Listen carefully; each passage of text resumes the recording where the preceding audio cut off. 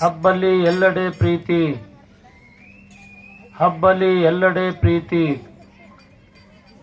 ನೆರಳು ಬಿಸಿಲು ಎಲ್ಲವೂ ನಿನ್ನದೇ, ನೆರಳು ಬಿಸಿಲು ಎಲ್ಲವೂ ನಿನ್ನದೇ, ಹರಿಯಲಿ ಎಲ್ಲೆಡೆ ಶಾಂತಿ, ಹರಿಯಲಿ ಎಲ್ಲೆಡೆ ಶಾಂತಿ. ಓಂ ತ್ರೈಲೋಕ್ಯ ಸಂಪದಾಲಕ್ಯ ಸಮುಲ್ಲೇಖನ ಭಿತ್ತಯೇ ಸಚ್ಚಿದಾನಂದ ರೂಪಾಯ ಶಿವಾಯ ಪರಬ್ರಹ್ಮಣೇ ನಮಃ. ಪ್ರಥಮದಲ್ಲಿ ಆದಿ ಜಗದ್ಗುರು ರೇಣುಕರನ್ನ ಇಳೆಗೆ ಮಳೆಯನ್ನು ತರಿಸಿ ಪವಾಡ ಮಾಡಿರುವಂತಹ ಕರ್ತೃಪುರುಷ ಮಳೇಂದ್ರ ಶಿವಾಚಾರ್ಯರಲ್ಲಿ ಅನಂತ ಭಕ್ತಿಯ ಪ್ರಣಾಮಗಳನ್ನು ಸಮರ್ಪಣೆ ಮಾಡಿ,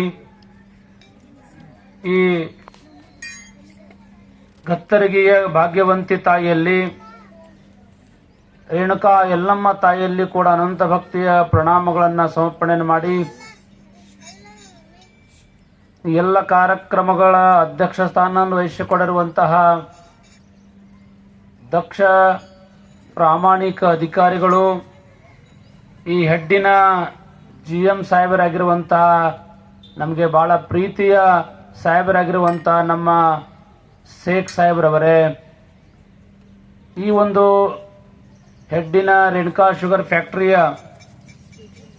ನಮ್ಮ GM ಸಾಹೇಬರಾಗಿರುವಂತಹ ನಮ್ಮ ದಕ್ಷ ಪ್ರಾಮಾಣಿಕ ಅಧಿಕಾರಿಗಳು, ಧಾರ್ಮಿಕ ಮನೋಭಾವನೆಯನ್ನು ಹೊಂದಿರುವಂತಹ ನಮ್ಮವರೇ ಆಗಿರುವಂತಹ ನಮ್ಮ ಬಲಿಯನ್ ಸರ್ ಅವರೇ, ಮತ್ತು ಈ ಹೆಡ್ಡಿನ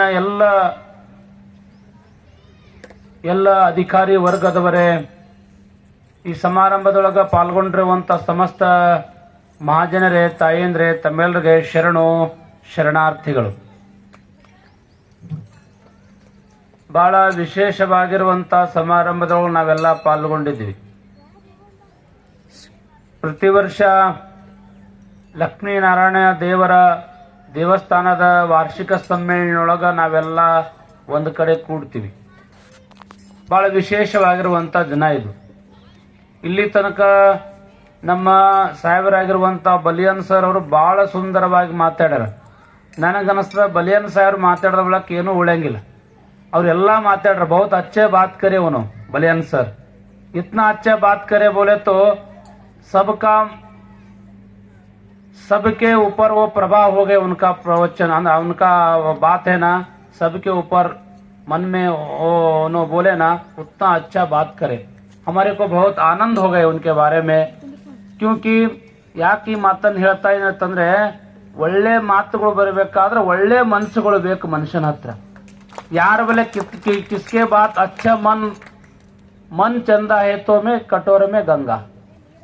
ಮನಸ್ಸು ಚಲೋ ಇತ್ತಪ್ಪ ಅಂತಂದ್ರೆ ಒಳ್ಳೆ ಮಾತುಗಳು ಬರ್ತಾವ. ಇವರಿಬ್ರು ಹೆಂಗದ್ರ, ನಮ್ಮ ಜೋಡಿ ಹೆಂಗದ ಅಂತಂದ್ರೆ ನಿಜವಾಗಿ ಕೂಡ ಈ ಫ್ಯಾಕ್ಟ್ರಿ ಇಷ್ಟೊಂದು ಎತ್ತರಕ್ಕೆ ಹೋಗ್ಬೇಕಾದ್ರ ಈ ಎರಡೂ ಜೋಡಿಗಳು ಬಹಳ ಒಳ್ಳೆ ಮನುಷ್ಯನ ಕೆಲಸ ಮಾಡ್ಯಾರತ್ತಂದ್ರೆ ಇಷ್ಟೊಂದು ಎತ್ತರಕ್ಕೆ ಹೋಗ್ಯಾವ. ನಮ್ಮ ಸಾಹೇಬ್ರು ಹೇಳ್ತಾ ಇದ್ರು, ಅಪ್ಪರೇ ಏನೂ ಇಲ್ಲ, ಸೇಫ್ಟಿ ಬಗ್ಗೆ ವಿಚಾರಗಳನ್ನ ನಾವೆಲ್ಲ ಬಹಳಷ್ಟು ನಮ್ಮ ಹೆಡ್ಡಿನವರು ನಾವೆಲ್ಲ ಏನು ವಿಚಾರ ಮಾಡ್ತಾ ಇದ್ದೀವಿ ಅಂದ್ರೆ ಕುಟುಂಬದ ವರ್ಗದವ್ರ ಬಗ್ಗೆ ನಾವು ಸೇಫ್ಟಿ ಬಗ್ಗೆ ಬಹಳ ವಿಚಾರ ಮಾಡ್ತೀವಿ ಅಂತ ಹೇಳ್ಯಾರ. ನೀವೆಲ್ಲ ನಿಮ್ಮ ಬಗ್ಗೆ ಇಷ್ಟೊಂದು ಒಂದು ಫ್ಯಾಕ್ಟ್ರಿ ಅವರು, ಇಷ್ಟೊಂದು ಅಧಿಕಾರಿಗಳು, ಇಷ್ಟೆಲ್ಲರೂ ಇವತ್ತಿನ ದಿವಸ ನಿಮ್ಮ ಬಗ್ಗೆ ಬಹಳ ಸೇಫ್ಟಿ ಬಗ್ಗೆ ಇಷ್ಟು ವಿಚಾರ ಮಾಡ್ತಾರಂದ್ರೆ ನಾ ಎಲ್ಲಿ ಯಾವ ಫ್ಯಾಕ್ಟ್ರಿ ನೋಡಿಲ್ಲ. ಆ ರೀತಿ ವಿಚಾರಗಳನ್ನ ನಿಮ್ ಬಗ್ಗೆ ಅವ್ರು ಬಹಳ ಪ್ರೀತಿಯಿಂದ ಇವತ್ತಿನ ದಿವಸ ಹೇಳ್ತಾ ಇದ್ದು ನಮ್ಗೆ ಬಹಳ ಖುಷಿಯಾಗಿದೆ. ಜೀವನದೊಳಗೆ ಏನೂ ಇಲ್ಲ, ನೆನಪಿಟ್ಟುಕೊಂಡ್ರೆ ಜೀವನದೊಳಗೆ ಏನೂ ಇಲ್ಲ. ಇದು ಮಧ್ಯಾಹ್ನ ಬೆಸಲಿದ್ದಂಗ, ಯಾವಾಗ ಹೋಗ್ತದ ಗೊತ್ತಾಗಿಲ್ಲ.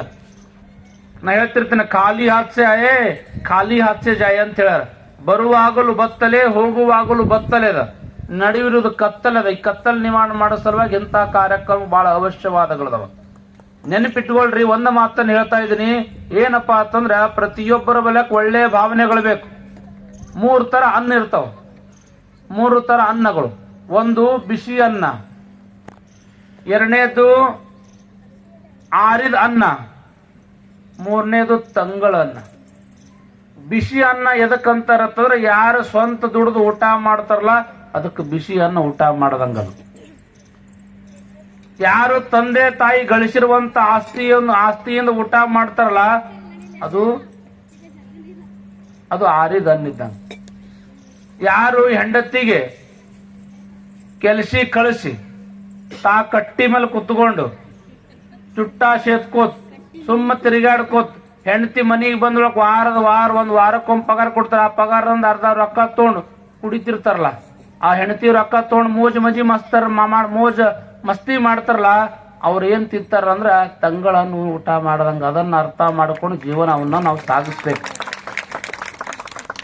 ಅಷ್ಟೇ ಹೇಳಂಗಿಲ್ಲ. ಶಾಸ್ತ್ರ ಒಂದ್ ಕಡೆ ಹೇಳ್ತದ, ಯಾರಿಗ ಪುರುಷರು ಅಂತ ಯಾರಿಗ್ ಕರೀತಾರ ಅಂತಂದ್ರ, ಯಾರಿಗ್ ಗಂಡಸರು ಅಂತ ಯಾರಿಗ್ ಕರೀತಾರ ಅಂತಂದ್ರ ಒಂದು ಶಾಸ್ತ್ರ ಹೇಳ್ತದ. ನಾ ಹೇಳಂಗಿಲ್ಲ, ಶಾಸ್ತ್ರ ಹೇಳ್ತದ.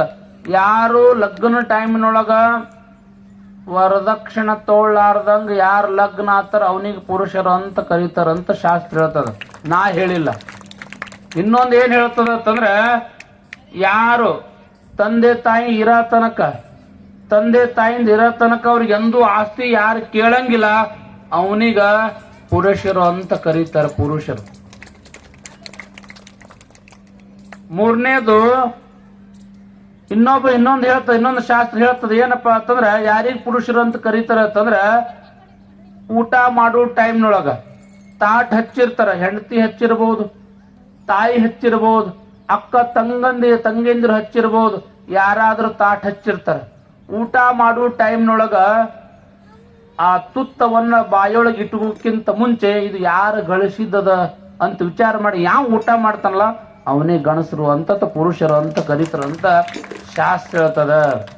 ಅದ್ರ ಸಲುವಾಗಿ ನಾವು ಇದ್ರ ಅರ್ಥ ಏನಪ್ಪಾ ಅಂತಂದ್ರ, ಇದ್ರ ಅರ್ಥ ಅಷ್ಟೇ ಒಂದೇನು. ಏನದ ಅರ್ಥಪ್ಪ ಅಂತಂದ್ರೆ, ಕೆಲಸ ಮಾಡೋದು ಪುರುಷರ ಲಕ್ಷಣ ಅಂತ ಶಾಸ್ತ್ರ ಕಳೀತದ. ಅದ್ರ ಸಲುವಾಗಿ ಪ್ರತಿಯೊಬ್ಬರು ಕೂಡ ಕೆಲಸವನ್ನ ಮಾಡಬೇಕು. ಹ್ಯಾಂಗ್ ಮಾಡಬೇಕು ಕೆಲಸ ಅಂತಂದ್ರೆ, ಪ್ರಾಮಾಣಿಕತೆಯಿಂದ ಮಾಡಬೇಕು. ನೆನಪಿಟ್ಕೊಳ್ರಿ, ಯಾವನ ಹತ್ರ ಪ್ರಾಮಾಣಿಕತೆ ಇರ್ತಾವ ಯಾರಿಗ ಅಂಜಲೇವ. ಪ್ರಾಮಾಣಿಕತೆ ಎಂಬುದು ಬಹಳ ದೊಡ್ಡದ. ಪ್ರಾಮಾಣಿಕತೆ ಸಾಮಾನ್ಯ ಅಲ್ಲದು. ಪ್ರಾಮಾಣಿಕತೆ ಎಲ್ಲಿ ತನಕ ನಮ್ಮಲ್ಲಿ ಬರಂಗಿಲ್ಲ ಅಲ್ಲಿ ತನಕ ನಾವು ಎತ್ತರಕ್ಕೆ ಹೋಗ್ಲಿಕ್ಕೆ ಸಾಧ್ಯ ಇಲ್ಲ. ಪ್ರಾಮಾಣಿಕತೆಯಿಂದ ಏನಾದ್ರೂ ಜಗತ್ತವನ್ನು ಗೆಲ್ಲಬೇಕಾದ್ರ, ಏನಾದ್ರೂ ಈ ಭಾಗವನ್ನು ಗೆಲ್ಲಬೇಕಾದ್ರ, ನಮ್ಮ ಜನರ ಮನಸ್ಸು ಗೆಲ್ಲಬೇಕಾದ್ರ ನಮ್ಮಲ್ಲಿ ಮೊದಲು ಪ್ರಾಮಾಣಿಕತೆ ಇದ್ರೆ ಮಾತ್ರ ನಾವು ಗೆಲ್ಲಕ್ಕೆ ಸಾಧ್ಯದ ಹೊರತಾಗಿ ನಾವು ಗೆಲ್ಲಕ್ಕೆ ಸಾಧ್ಯನೇ ಇಲ್ಲ ಎಂಬ ಮಾತನ್ನ ಶಾಸ್ತ್ರಕಾರ ಹೇಳ್ತಾರೆ. ಪ್ರಾಮಾಣಿಕತೆ ಬಹಳಷ್ಟು ಅವಶ್ಯಕ ಅದ ಅಂತ ಮಾತನ್ನ ಹೇಳ್ತಾರೆ. ಪ್ರಾಮಾಣಿಕತೆ ಕಷ್ಟದ ಕಿಂದ ಇಷ್ಟೊಂದು ಎತ್ತರಕ್ಕೆ ಹೋಗಿದೆ ನಮ್ಮ ಫ್ಯಾಕ್ಟ್ರಿ. ಅಷ್ಟೇ ಅಲ್ಲ, ನಮ್ಮ ಗ್ರೂಪ್ನೊಳಗೆ ನಂಬರ್ ಒನ್ ಫ್ಯಾಕ್ಟ್ರಿ ಅಂತ ಅನಿಸ್ಕೊಂಡಿದ್ದಕ್ಕ ನಮ್ಮ ಮನಸ್ಸಿಗೆ ಬಹಳ ಸಂತೋಷ ಆಗಿದೆ ಮಾತನ್ನ ನಮ್ಮ ಸಾಹೇಬ್ ಹೇಳಿದ್ದಾರೆ. ನಮ್ಮ ಸಾಹೇಬ್ರದ್ದು ಏನ್ ಇಚ್ಛಾದ, ಇಬ್ರದ್ದು ಏನ್ ಇಚ್ಛಾದ ಅಂತಂದ್ರ, ಮೊದಲು ಕುಟುಂಬಕ್ಕಿಂತ ಕುಟುಂಬ. ಆ ಕುಟುಂಬ ಅಂತಂದ್ರೆ, ಆ ಕುಟುಂಬ ಇವತ್ತಿನ ದಿವಸ ನೀವು ನೆನಪಿಟ್ಕೊಳ್ರಿ, ಆ ಕುಟುಂಬಕ್ಕೆ ನೀವೇ ಜೀವಾಳು, ನೀವೇ ಹೆಡ್ ಇದ್ರಿ. ನೀವಿಲ್ಲದೆ ಆ ಕುಟುಂಬ ಇರಾಕ ಸಾಧ್ಯವಿಲ್ಲ. ನೆನಪಿಸ್ಕೊಳ್ರಿ, ನೀವಿಲ್ಲ ಅಂದ್ರೆ ಕುಟುಂಬ ಇಲ್ಲ. ಅದ್ರ ಸಲುವಾಗಿ ಈ ಕೆಲಸ ಮಾಡುವಂತಿರೋದು ಬಹಳ ಸೇಫ್ಟಿಯನ್ನ ವಿಚಾರ ಮಾಡ್ರಿ. 10 ನಿಮಿಷ ಲೇಟ್ ಆಗಲ್ಲ ಕೆಲಸ. ಆದ್ರೆ ಮೊದಲು ನೀವೇನ್ ಮಾಡ್ರಿ, ನಿಮ್ ತಲೆಗೆ ಏನ್ ತೋರತ್ತಂದ್ರ ಕೂಡ ಇರ್ತದೆ. ಕರ್ಮ ಯಾರಿಗೆ ಬಿಟ್ಟಿಲ್ಲ, ನಾ ಹೇಳಿನಿ ಮೊನ್ನೆ, ಕರ್ಮ ಯಾರಿಗೆ ಬಿಟ್ಟಿಲ್ಲ, ತಿಳಿದ ಮಹಾತ್ಮರಿಗೆ ಕೂಡ ಬಿಟ್ಟಿಲ್ಲ, ಭಗವಂತನಿಗೆ ಕೂಡ ಕರ್ಮ ಬಿಟ್ಟಿಲ್ಲ.